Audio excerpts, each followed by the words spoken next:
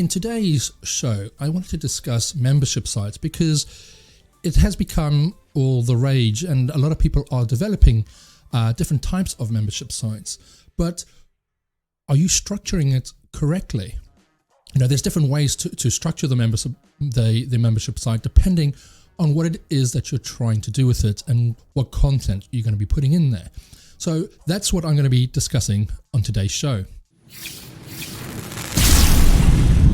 Membership sites. I think it's become all the rage because it's a way to have passive income.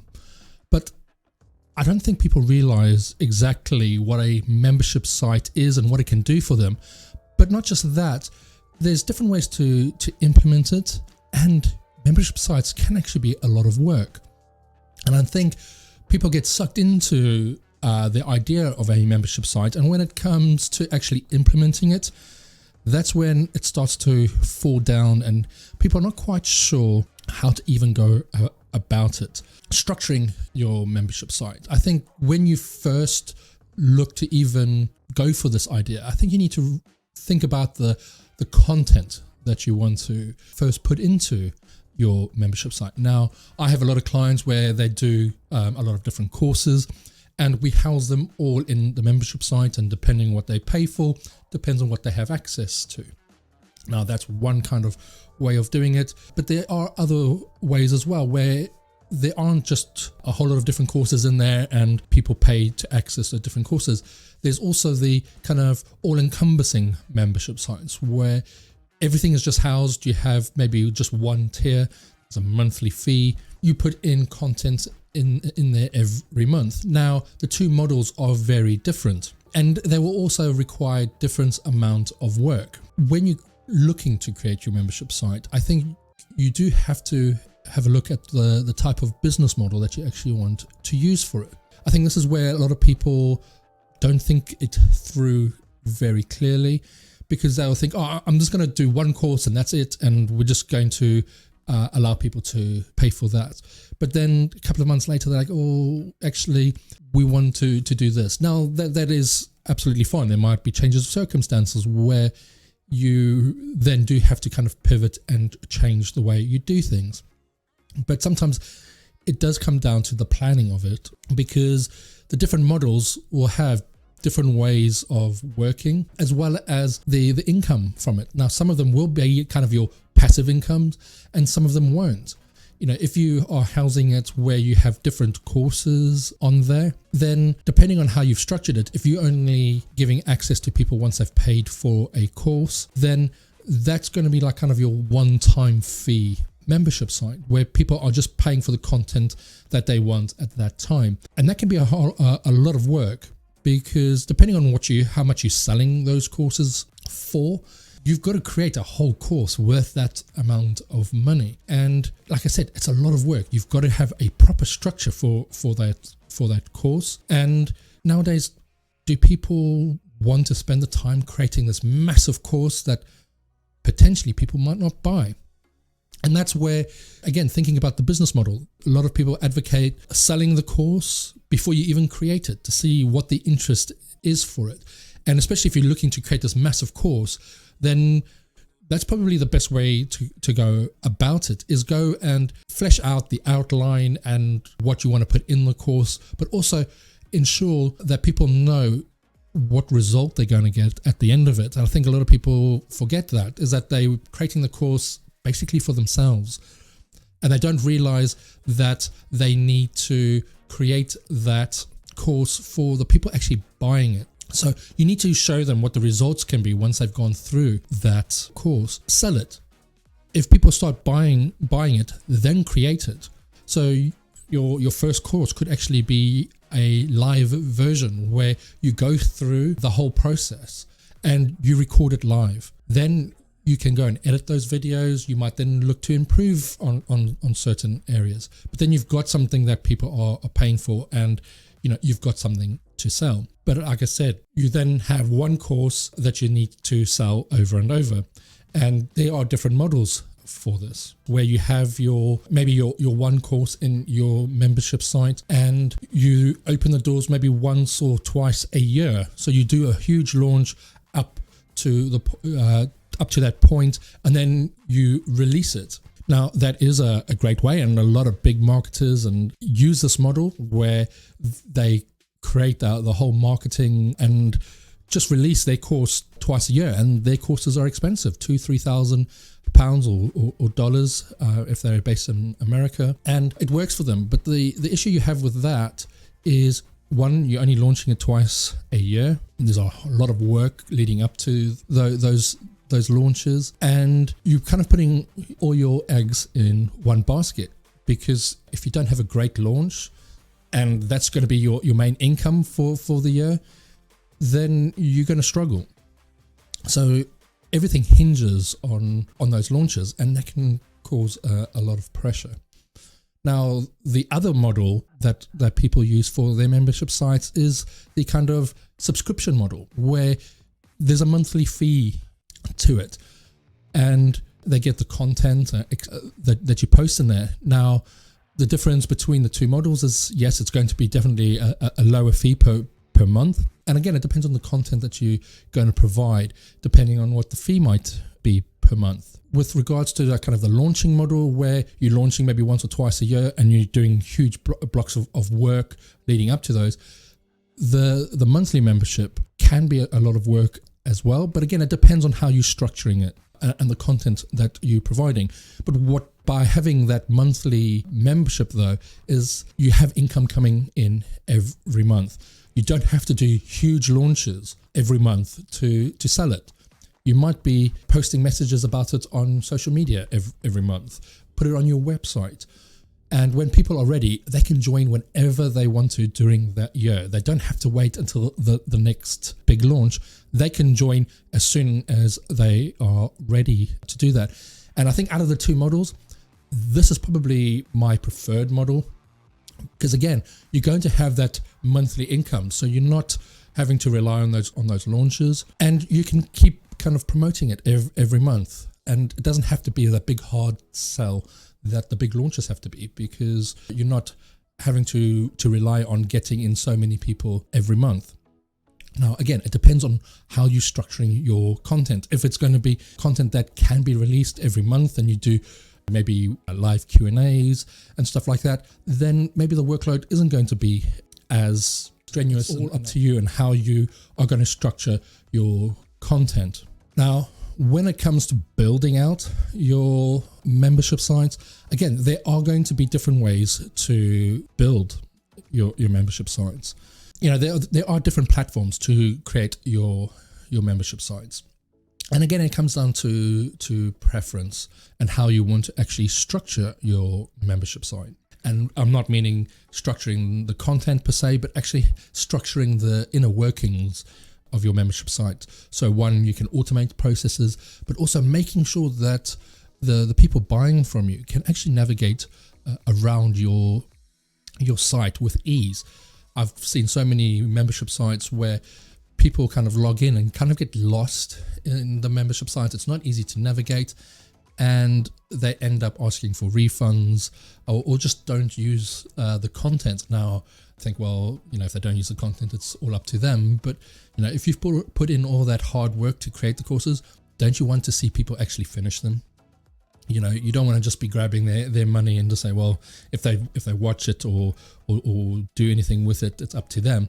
You know, I think there's a bit more of an onus on you to make sure that people do actually use the content that you create, because, you know, we're all in the business of helping people with their own businesses. So when it comes to actually building out your site, preferred way of doing it is actually to use a complete different domain or a subdomain to your main website. I would never build a membership site within your main site for a few reasons. One, it can slow down your main site, especially if you've got a lot of free content and all that on there as well. You know, if you've got people kind of visiting the membership side of it and then people reading blogs on the front end, it can slow your whole site down. But also, if you wanted to change things on the main website, it could affect the way your membership site works.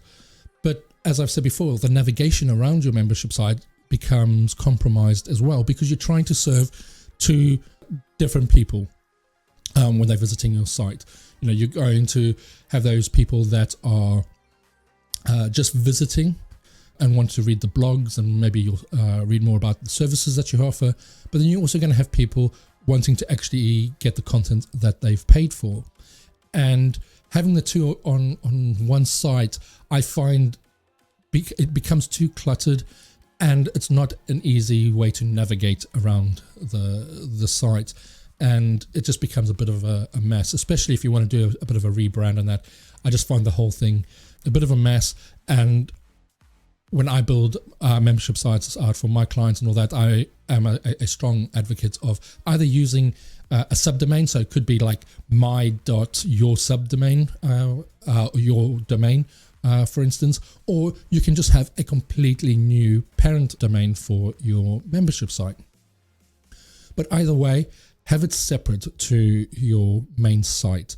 It just allows you to create a much better user experience for the end user, and you can control it much better, and it just looks cleaner. That doesn't mean that you don't have to have your own branding on your membership site. You want to be able to do that. You want to try and keep it all brand. So, you do want to look at the platforms that you're using so that you can try and keep it on brand. And again, there are so many different platforms out there. If you want a kind of a contained system that does everything for you, there's systems like Kajabi, Thinkific, Teachable, Podia, MemberVault. They all have different features and work slightly differently, but at the end of the day, they're all doing the same thing in that they're presenting your content to the end user. Now, again, they all have different pricing points.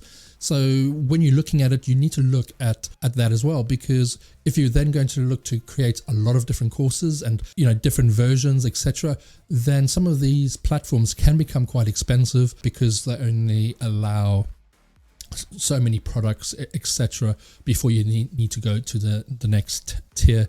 And you could be spending, a few $100s a month on some of these platforms. So you do need to be careful of that. But also you then locked into the features that they have and that the way they present the content. So sometimes you can't always have your proper branding on these sites. Yes, you might be able to have a logo or something like that on there, but a lot of the other aspects to your branding might not be achievable on some of these platforms. So it's something that you need to look into, but those are good platforms. I've had courses that I've bought on these platforms and, it works well. Again, it depends on what it is that you're trying to achieve with this content. The other way of doing it is to use WordPress with the various different membership plugins available.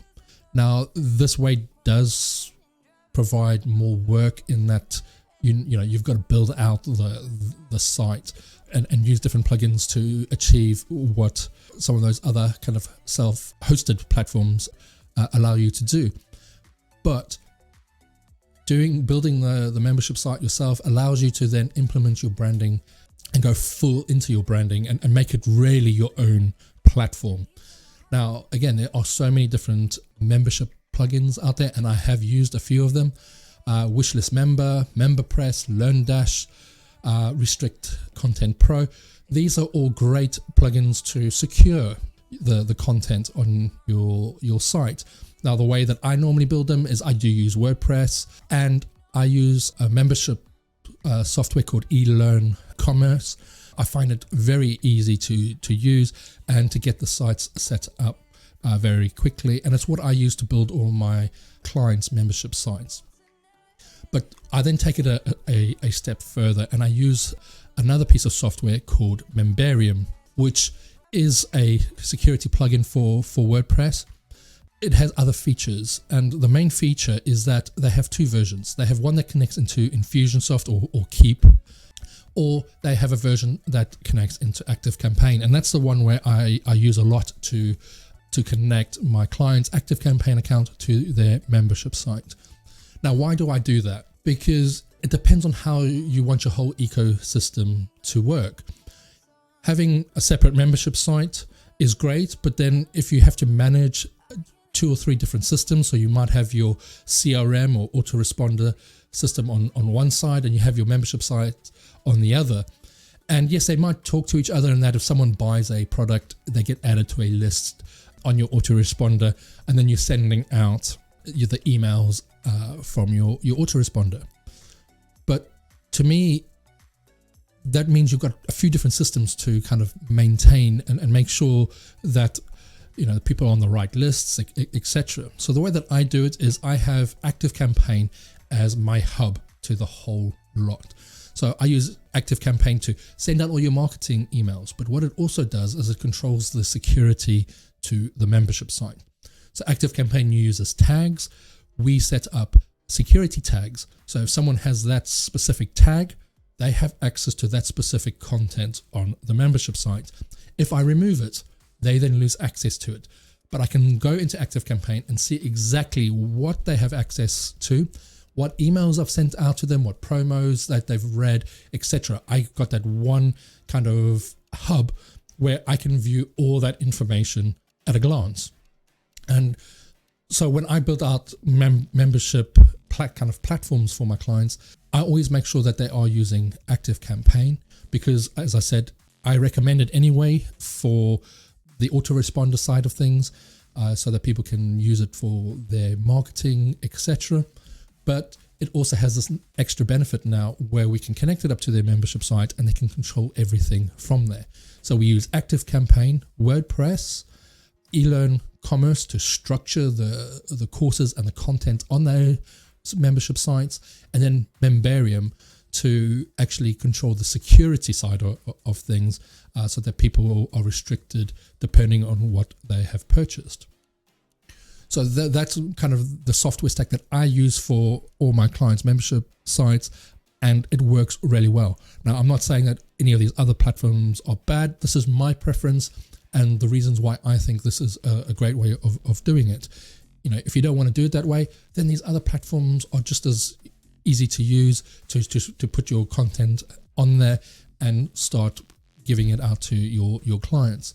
And with anything, all these platforms will have a learning curve that you need to just go through to understand how they work and connect it to your various systems. So those are kind of the membership kind of platforms. But what's come out a lot recently are more the community sites. Now, community sites are a little bit like Facebook, but for your business. And there are a couple of platforms out there. Mighty Networks is one. And there's a kind of a new one. It's been out for a little while, but there's still a lot of features that they're adding to it, and it's looking to be a really great platform. It's something that I've tested out myself, and that is Circle.so. And if you're looking to do a kind of a community site, then I would recommend that you check them out. Now, what's the difference between this kind of community site and the normal membership sites is, like I said, it's a little bit like Facebook, where you can create your communities within these platforms. So you can have your kind of private groups on there. So instead of having a Facebook group, for instance, you can create this all on that platform. But with these platforms as well, you can put your content on there. So your courses, your workshops, you can put it all on these platforms and restrict those platforms as well, depending on what they've purchased. But if you're creating this big kind of community site, then you might just have, kind of a flat monthly fee, and people get access to the community and the content that you are providing on there. And that's another way to go about it. And it seems to be very popular. A lot of companies and a few clients that I've seen are starting to maybe move to this way because they're creating communities around their business.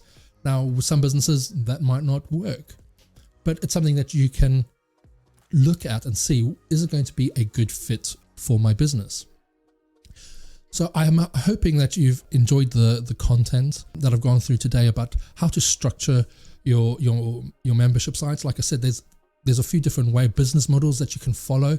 The launching model, or just kind of the evergreen model where they pay a monthly fee, as well as looking to see how you structure the content within your membership sites. You want to make it clean. You want to make sure that people can navigate around your membership sites easily and that they can find the information. Make sure that you have your contact information, a support form, maybe even a profile where they can go on there and change details if they need to. Make it easy for them to do that. there are different platforms that you can use.